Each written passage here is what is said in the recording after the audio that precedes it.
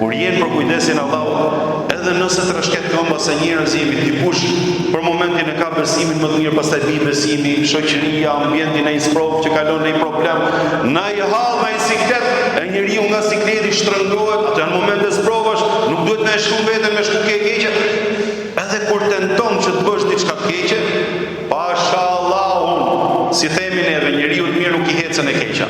Nuk ta bën Allahu xhaleshanu mbar ty që të hecë e keqja.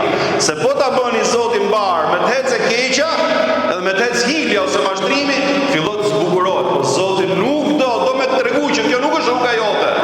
Vetëm bëj durim edhe ecë me të mirë. E qofshim gjithmonë për kujdesjen e Allahut xhaleshanu. E këta lloj njerëzish, kjo lloj kategorie kanë dalë nga përkujdesja e Allahut xhaleshanu. Janë më në përkujdesjen e Zotit, derisa Zoti ka lejuar të degradim, ky është degradim. E kur Zoti heq dorë nga robi vetë për një moment ose për, po themi, një jetën një moment jetës, Allahu na ruaj. Imagjino, të heci hilja ose të heci pisniku, të lezetohet, kjo që e ka rruga. Kështu e hec, kështu ngrihen njerëzit. Edhe mendo kujto se gjithkush ka hec si puna jote. Allahu na ruaj.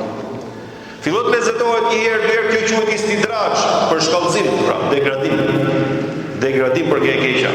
Allahu na ruaj dhe qofshin për kujdesin e Zotit.